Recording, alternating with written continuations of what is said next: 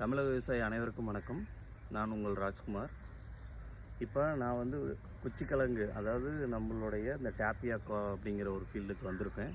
இப்போ மெயினாக இன்றைக்கி வந்து இதில் என்ன ப்ராப்ளம் இருக்குது அப்படின்னு நான் உங்களுக்கு சொல்ல போகிறேன். இப்போ இந்த மாதிரி வெயில் காலத்தில் அதிகமாக பரவக்கூடிய மாவு பூச்சி வந்து பார்த்திங்கன்னா வெயில் காலத்தில் அதிகமாக பரவும். மீலிபக் நம்ம சொல்லுவோம். இந்த மீலிபக்கோட பிரச்சனை வந்து பார்த்திங்கன்னா இந்த மாதிரி இருக்கும். பாருங்கள், இதோட சிம்டம்ஸ் காமிக்கிறேன். இதோட அறிகுறி எப்படி இருக்குன்னு பாருங்கள். இந்த மாதிரி வெள்ளை வெள்ளையாக இருக்குது பார்த்தீங்களா? இந்த இலையில் இருக்குது பாருங்கள். அதான் இந்த இதுலேயும் இருக்கும் பாருங்கள். மெயினாக இது பாருங்கள் எவ்வளோ அஃபெக்ட் ஆகிருக்குன்னு பாருங்கள். இந்த லீஃபில் இந்த மாதிரி வெள்ளையாக இருக்குது.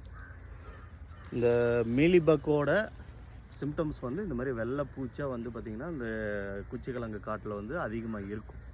இந்த குச்சிக்கிழங்கு காட்டில் வந்து நீங்கள் என்ன தான் மருந்து அடிச்சிங்கனாலும் இதோட முதுகு தண்டு பகுதி வந்து பார்த்திங்கன்னா ரொம்ப கடினமாக இருக்கும். நீங்கள் நார்மலாக எந்த ஒரு மருந்து கொடுக்கும்போது இதை கண்ட்ரோல் பண்ண முடியாது. இதுக்குன்னு ஒரு சிறப்பான மருந்தெல்லாம் நிறைய இருக்குது. இப்போ நம்ம உயிரியல் மெத்தடில் போகும்போது வெட்டிசிலியம் லக்கானி அப்படிங்கிற ஒரு மருந்து இருக்குது. அது ஒரு ஏக்கருக்கு 1/2 லிட்டரும் கூட வந்து பார்த்திங்கன்னா நீங்கள் அதாவது கொழுப்பு அமிலம் ஃபேட்டி ஆசிட் நம்ம சொல்லிருக்கு அதுவும் கலந்து அடிக்கலாம். அதுவும் கலந்து அடிக்கும் போது உங்களுக்கு நல்லா க்ளீன் பண்ணி கொடுக்கும். இன்னொன்று வந்து பார்த்திங்கன்னா தேவைக்கு ஏற்ற மாதிரி நீங்கள் வந்து வேப்ப எண்ணெய் கலந்து அடிக்கலாம். வேப்ப எண்ணெய் வந்து நிறைய இந்த 300 ppm 1000 ppm இந்த மாதிரி நிறைய இதில் இருக்குது. நீங்கள் அதையும் கலந்து அடிக்கலாம்.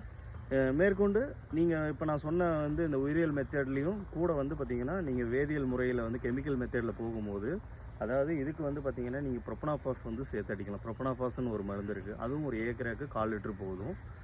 அது கூட வந்து நீங்கள் வந்து பார்த்திங்கன்னா அஸ்டமாப்ரைடு ஒரு மருந்து இருக்குது. அதுவும் சேர்த்து இது ரெண்டும் கலந்து கொடுக்கும்போது நீங்கள் பெட்டர் ரிசல்ட் வந்து இதோட எஃபிகேசி நல்லாயிருக்கும்.